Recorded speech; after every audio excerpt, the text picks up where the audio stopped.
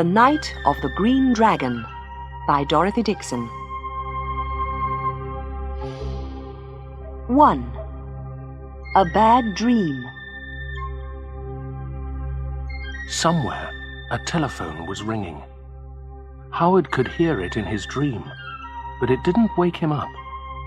It was dark in his dream, dark and terrible. He was running, but it was like running through deep water. There were trees all around him, trees which tried to stop him. They reached out with their branches, and it was behind him. It was coming nearer. He wanted to shout for help. He was opening his mouth wide, but there was no sound. He could hear the noise it was making behind him, the heavy feet, the heavy breathing. He was terrified. He looked behind.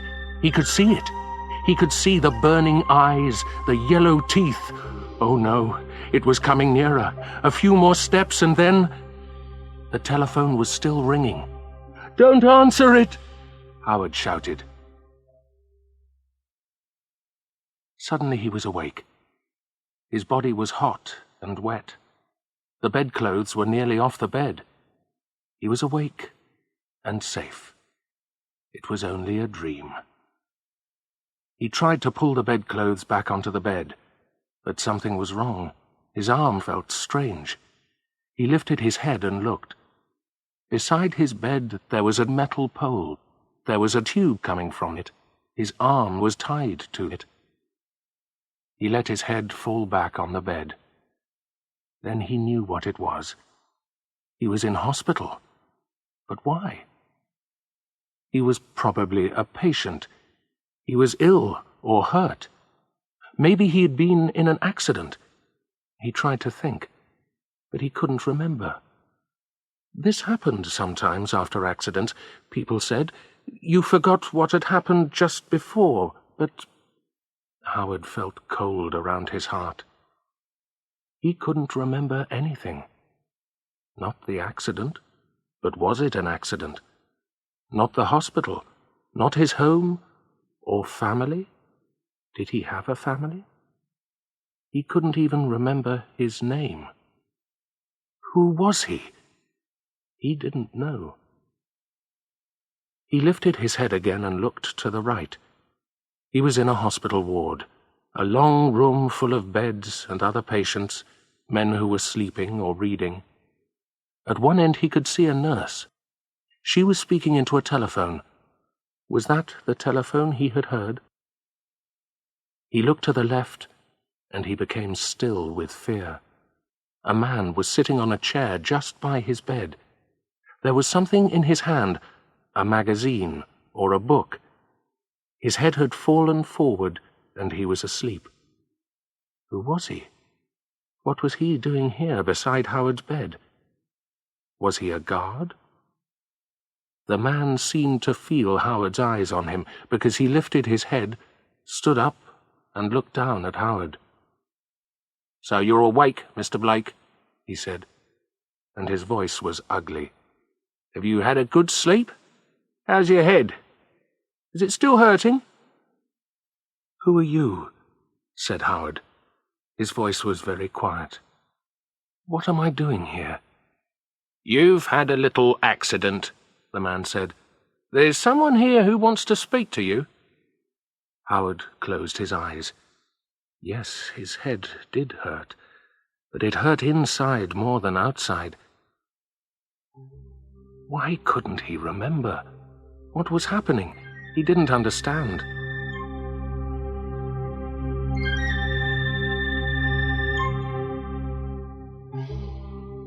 When he opened his eyes, 2 people were standing by his bed, his guard and another older person.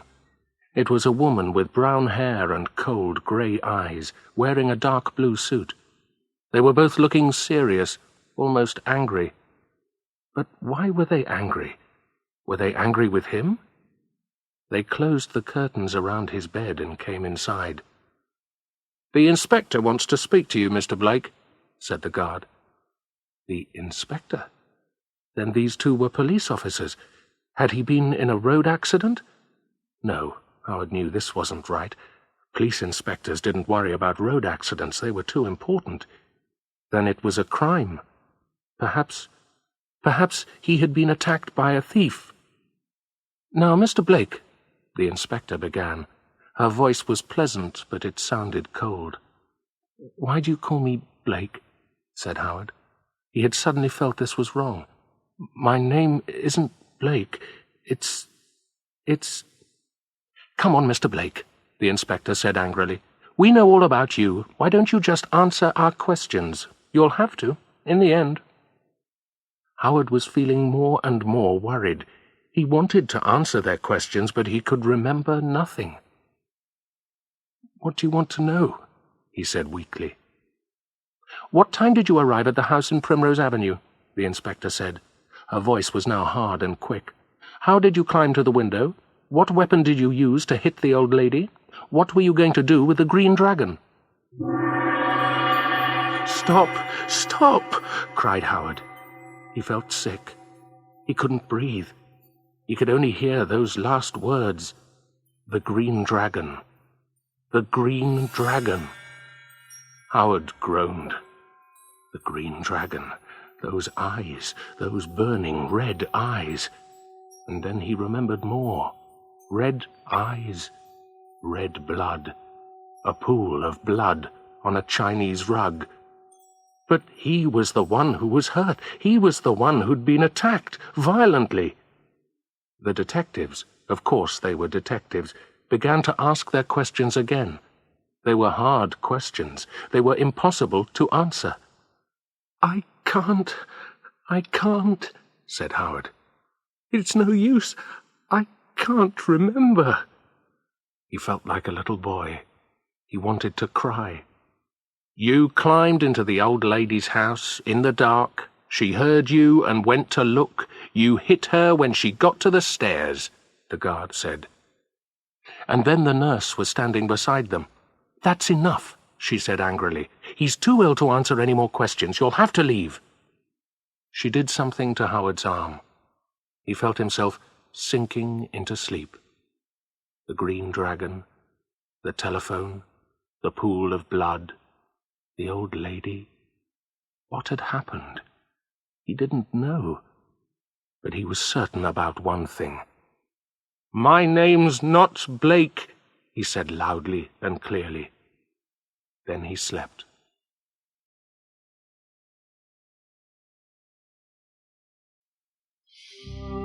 Two. Escape.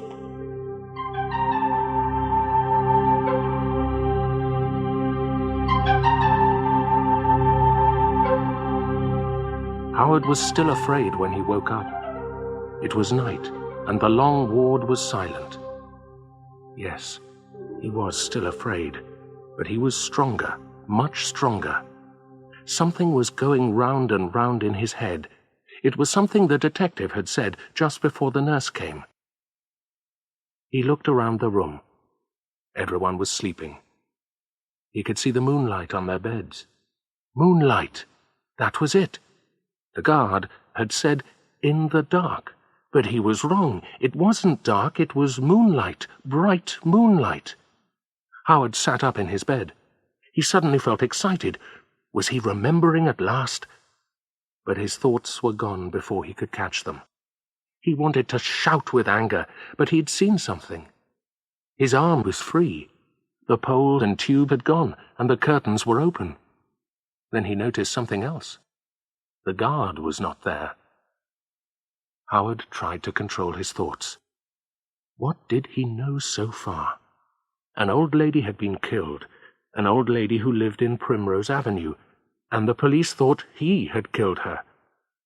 That name, Primrose Avenue, he'd heard it before. Was the answer there? Could he find the address if he was free? Free. He had to get free. He had to escape from the hospital. He had to discover what had really happened, because he was certain he had not killed anyone. He hadn't done that terrible thing. Then he lay back on the bed. He was feeling weak. How could he escape? They had taken away all his clothes. Suddenly Howard heard voices outside the ward. He shut his eyes quickly and lay very still. He could hear the voices of his guard and the nurses. The big doors opened and they came in quickly. They were pushing a stretcher. A man was lying on it. He was groaning. "It was just outside the hospital," the nurse was saying. "He walked in front of a bus." They put the new patient on the bed next to Howard's. Doctors and nurses were all around him.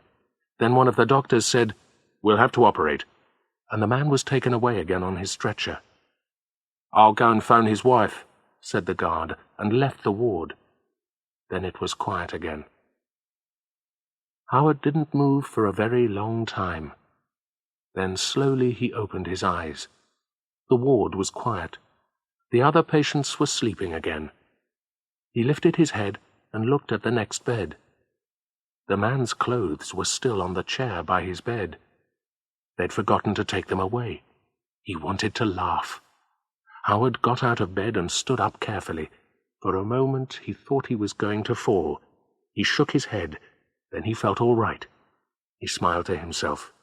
He felt strong. He could do it. Now he knew he could do it. He could escape.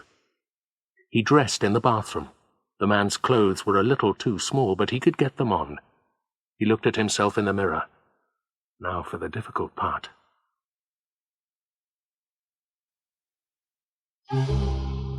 3. Inside the old house.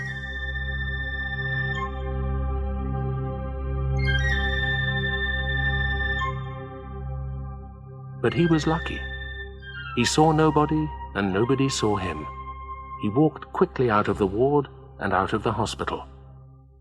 Outside, he saw that one of the nurses had left her bicycle against the wall. Howard stared at it. He had a strange feeling that he'd done all this before. Somehow, a bicycle was important. But why?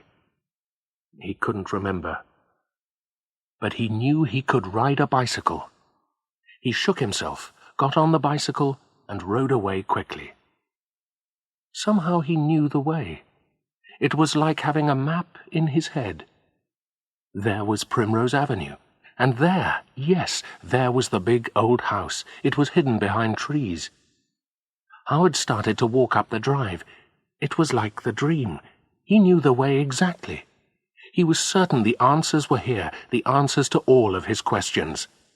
Suddenly he jumped into the shadow of the trees and stood very still under the branches.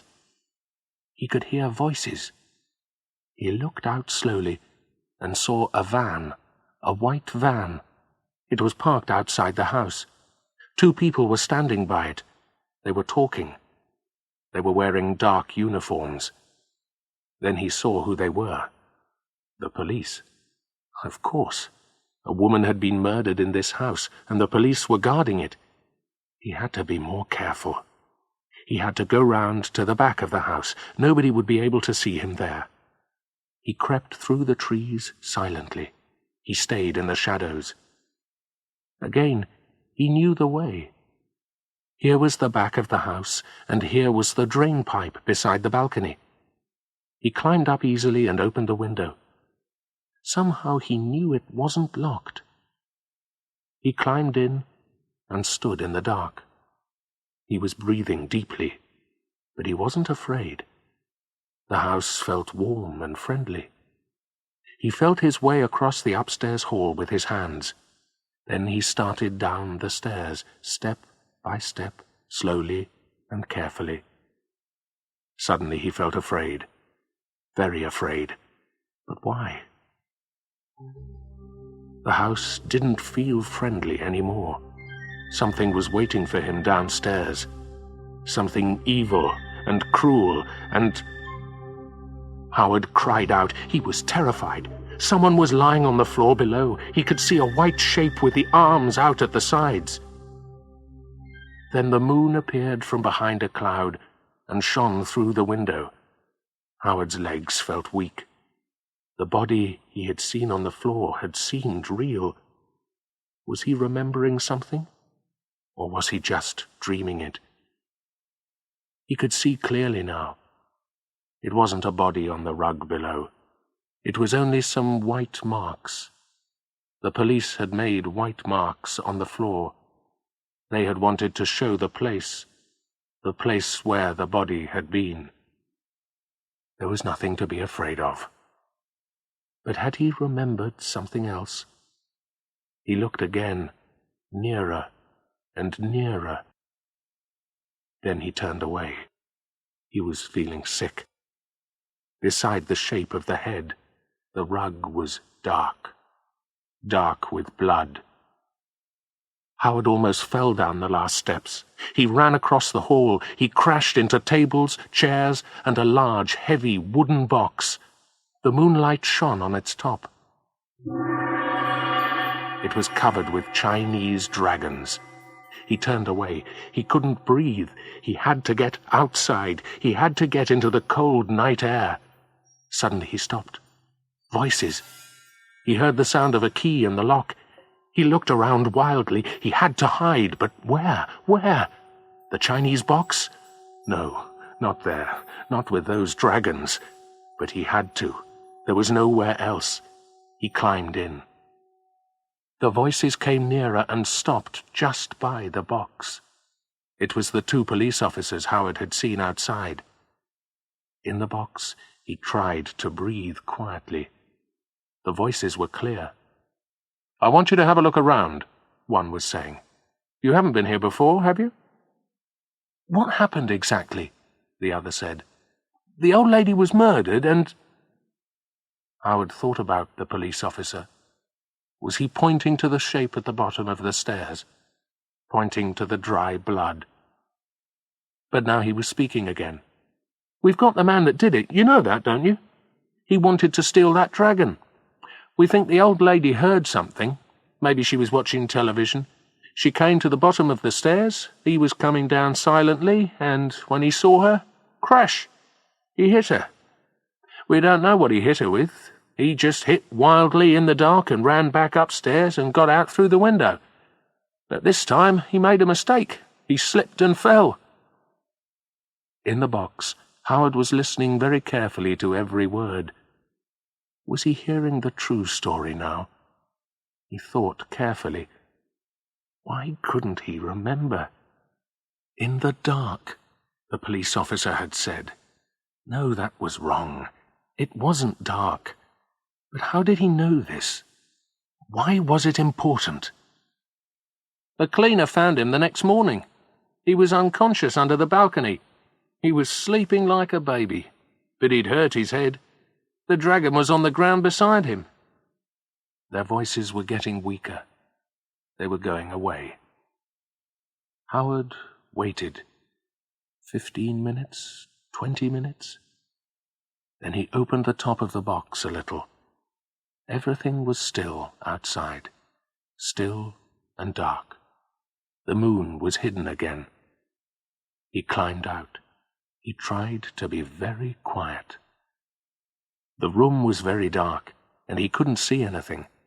He held his hands in front of him and moved one foot slowly, then the other. If he could switch on the light just for a minute, he would be able to see the shape of the room and the doors. His hands touched something hard. The wall. Good. If he followed the wall, he would find the door. Yes, here it was. And here was the handle. Howard suddenly felt light and happy. In a second he was going to be in the fresh air, and he was going to be free from the heavy walls of this house. They seemed like a prison to him now. He had to go to the police. He had to tell them they were wrong, terribly wrong about him. He opened the door and stepped quickly through the doorway.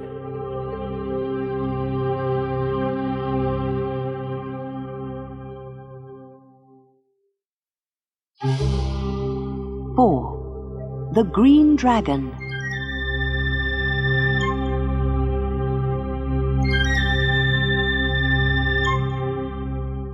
When Howard became conscious again, he was lying on a hard and dirty floor, and every bone in his body ached. He tried to move, but the pain was too much. What had happened? This place was darker than upstairs. Upstairs. Then he remembered. He had opened a door, and suddenly he was falling, crashing from step to step until he reached the bottom and blackness. Just like the last time, Howard thought. Then he sat up.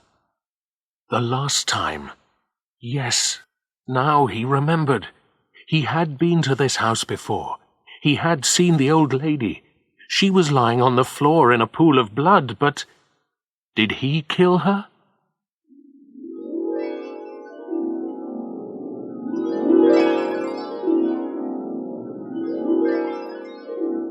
It had been about 6 o'clock when Freddie came.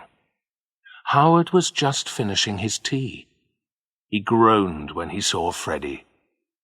Freddie was his brother-in-law, and he had been married to Howard's sister Helen for 9 years, but Howard didn't like him. He had never liked him. He'd always been suspicious of Freddie. He thought that Freddie wasn't really honest. He didn't know why he thought that, but he did. It was just something about Freddie. He didn't seem to have a job, but he always had a big car and expensive clothes. Helen and the 2 children seemed to have everything they needed, but... Howard got up when Freddie came into the room. Freddie was white and nervous. He went quickly to the window and looked out. Did he think someone else was coming?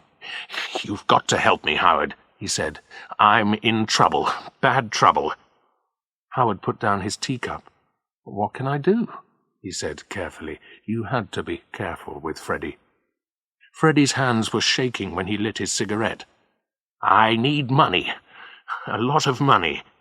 Howard started to speak, but Freddie continued quickly. I know, you haven't got any money, but you can help me." He was looking at Howard nervously. "How?" said Howard angrily. "If this is one of your wild plans, the answer is no. I'm not going to help you in any crime." "It's only a little thing," Freddie said. He put out his cigarette. "One phone call, that's all.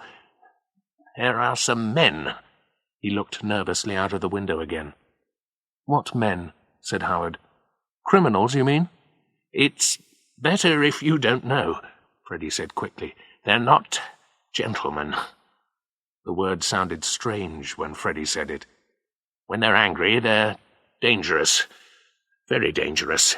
They're going to—" Suddenly Freddie covered his face with his hands.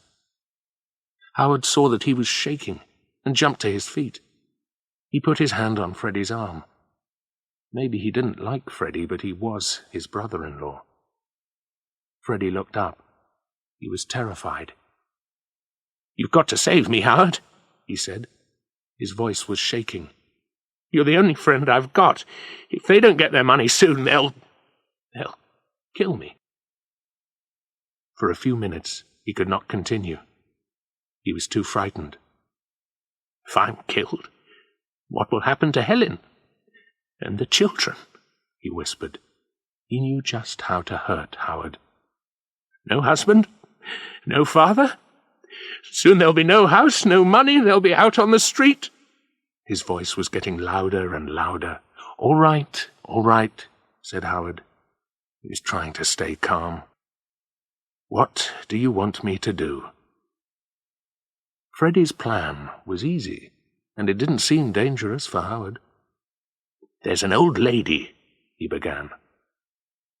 Her name was Miss Blake, and she lived in a big old house on the north side of the town. The house was hidden behind tall trees. She had lived in the Far East for many years, and when she came back she was a rich woman. Her house was full of valuable things. Most of them were too heavy to move, but then there was the Green Dragon. "Dragon?" Howard said. He laughed. "What dragon?" "It was made of green jade and gold," Freddie had told him, "with red jewel eyes and diamonds on its tail. It stood in a special place in her bedroom, and it was lit by bright lights. He knew all about it because he'd been talking to her cleaner at the pub. "It's worth thousands of pounds," Freddie said. He was excited now. He was enjoying this. "Maybe hundreds of thousands, and it's light enough to carry and small enough to hide." He wanted Howard to do one thing, just one thing. "You phone the old lady," Freddie explained. You tell her that a packet has arrived at your address, Primrose Road." "But this isn't Howard began. I know. You just say it's Primrose Road," Freddie said quickly. "Her address is Primrose Avenue. It's nearly the same, isn't it? You say your name is Blake, the same as hers. You say that the stamp on the packet says Singapore, and inside it there's some special tea. You think there's been a mistake. You find her name in the phone book and decide the packet has come to the wrong address." He looked at Howard. "Do you understand?" he asked. Yes, go on," said Howard. He wanted to hear the end. "Well, it's easy," Freddie continued. "You tell her you would like to bring the packet round to her house, but you can't walk. You're in a wheelchair, and you're just going away on 3 weeks' holiday. In fact, your daughter is coming soon to take you to the airport. Then you ask Miss Blake, would she like to wait 3 weeks, or would she like to call round at your house immediately and get the packet herself?" "But maybe she'll wait 3 weeks," Howard said. He didn't like the sound of Freddie's plan, but he was interested now. "She won't," said Freddie. "She'll want her packet. She'll leave the house immediately because she'll want to catch you before you go, and I'll be outside her house. As soon as she leaves, I'll get into the house, I'll get the green dragon, and I'll get out. It'll be easy. It'll be like taking sweets from a baby." Howard felt unhappy. But what could he do? "I'll bring the dragon back to you," Freddie was saying now. "You can hide it here." "Here?" Howard cried. He was frightened. "Why here? What's wrong with your house?" "The children," Freddie said. He looked away from Howard's eyes. "They may find it. Also, I want to hide it from those men. They won't look here." Freddie's plan worked perfectly. Howard was terrified when he heard the old lady's voice on the phone. He had hoped she would not answer, but she did. 1 hour later, the green dragon was on his dining table. It was staring at him with those hot, red eyes. He hated it from the moment he saw it. Howard had sat and studied the dragon for hours. He was drinking coffee, black coffee, and smoking cigarette after cigarette. At dinner time he couldn't eat. When he thought about food, he felt sick. Strange things were happening to his head. Once, with a shaking hand, he had touched the dragon again, but he pulled his hand away quickly. It had seemed red hot. "I'm going crazy," he thought. "I will go crazy if I have to keep that thing much longer." He lit another cigarette nervously. Had someone seen Freddie? Someone who knew him? Had those men, those dangerous criminals, been following Freddie? Had they seen him at Howard's house? The police had probably interviewed everybody who had worked for Miss Blake. Had the cleaner told them that she had talked to Freddie? The questions went round and round in his head. "I was stupid," he told himself. "Why didn't I throw Freddie and his crazy ideas out of the house?" Suddenly he jumped to his feet. This had to stop. There was only one answer. He had to take the dragon back.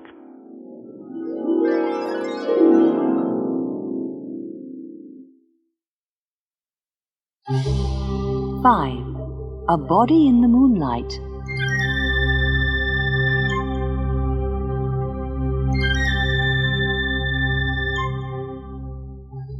Howard lay alone in the cellar below the house. He felt tired, but he felt better because he could remember the true story.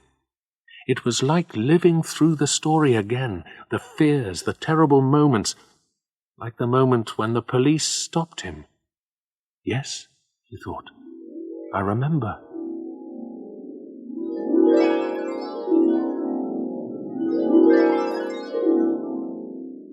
Very late that night, he had taken the dragon back to Miss Blake's house. He had put it into his bicycle bag and had started to ride through the silent streets in the moonlight.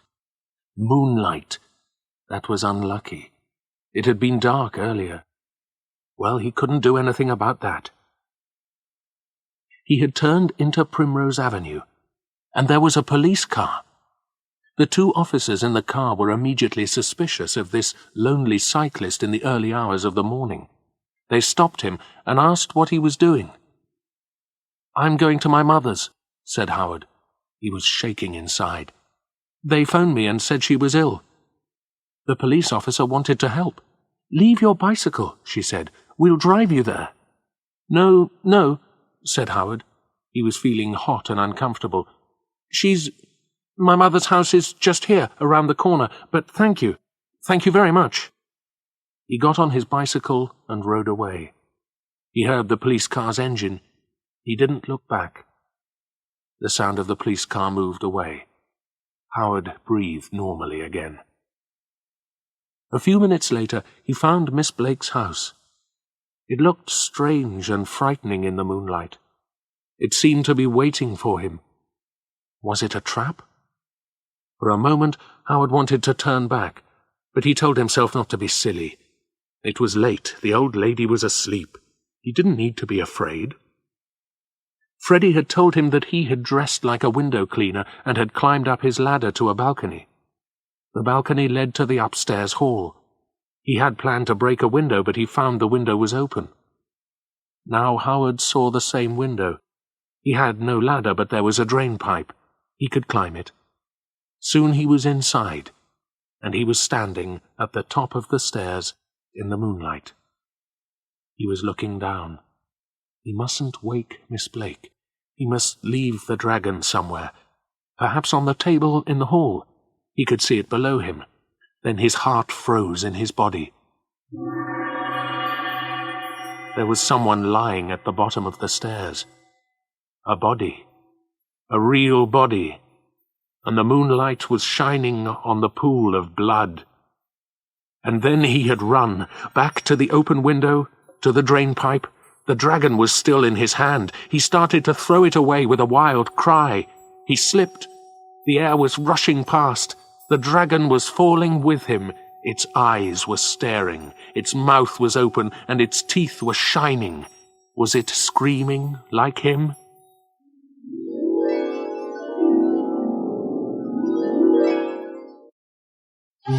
Six. Guilty or not guilty?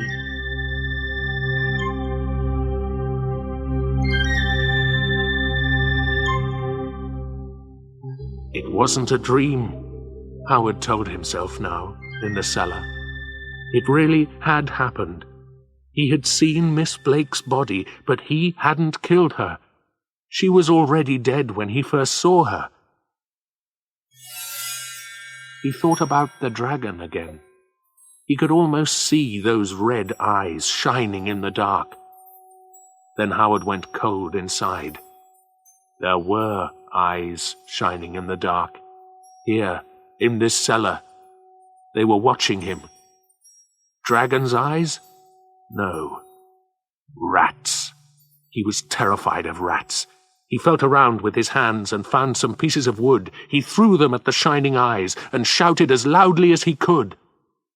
Suddenly a voice came from above. "Who's that? What's happening down there?" It was a police officer. "Help me," Howard said weakly.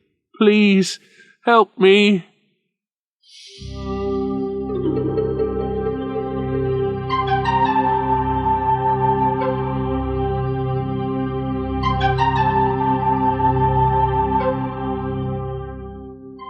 Later, the inspector was sitting beside his bed. She looked serious, but happier. Howard was in hospital again, and he was clean and warm and comfortable. He was glad that it was all finished. They knew who he really was, Howard Thompson. They weren't calling him Blake anymore. Howard told them everything.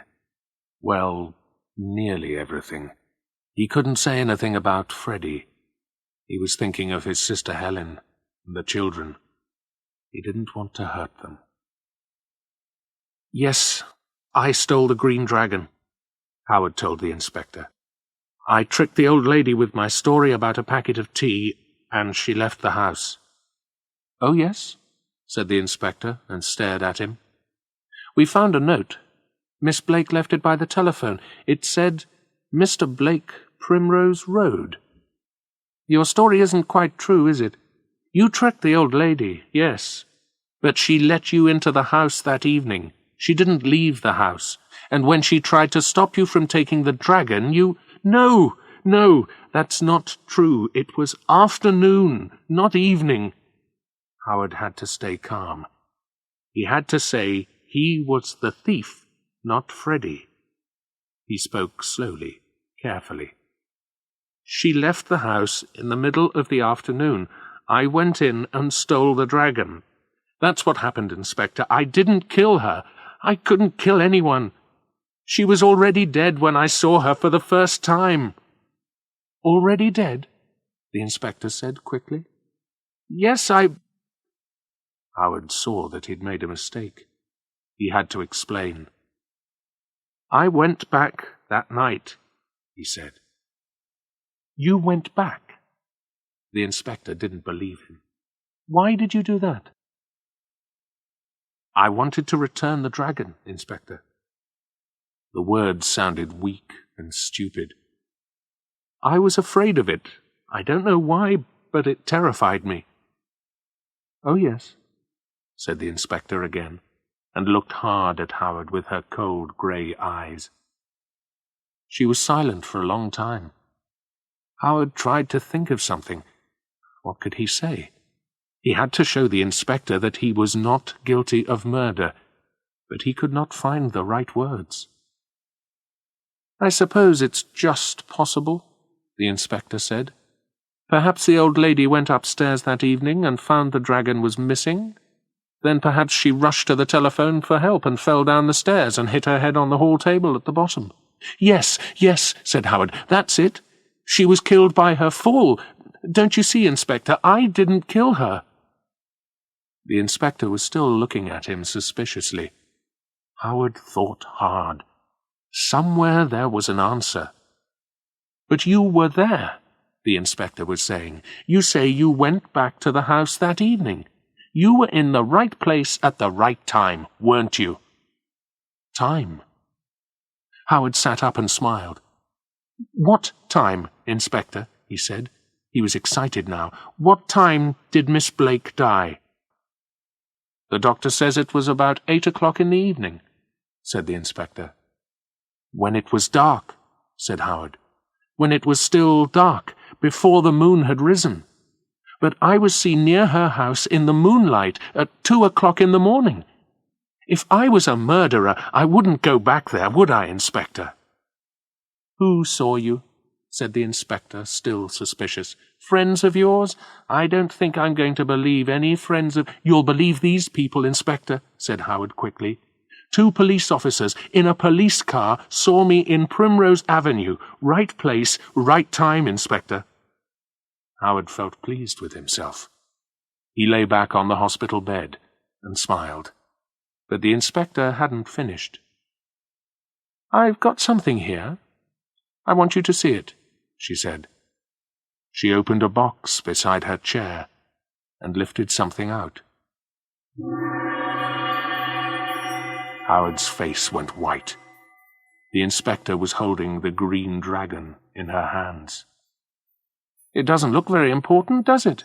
She said. The inspector was right. Howard stared at the dragon. It didn't look important in the daylight. It looked cheap and ugly. It's not real, you know, the inspector was saying. What? What do you mean? Said Howard. He felt cold inside. The old lady sold the real one years ago. She wasn't as rich as people said. She needed the money. But the green dragon had some special magic for her, and she had this copy made. You mean? Yes. It's not jade and jewels. It's just plastic and bits of glass. You'll be able to sell it for £20, £25 if you were lucky. She smiled. It was a very cold smile, Howard thought. It's not much money. Not for 5 years in prison, the inspector added. 5 years? Howard said. His voice sounded weak and frightened. 5 years in prison, and Freddie was going to be free. "Well, 4 then," said the inspector. She smiled her terrible smile again. "If you're lucky."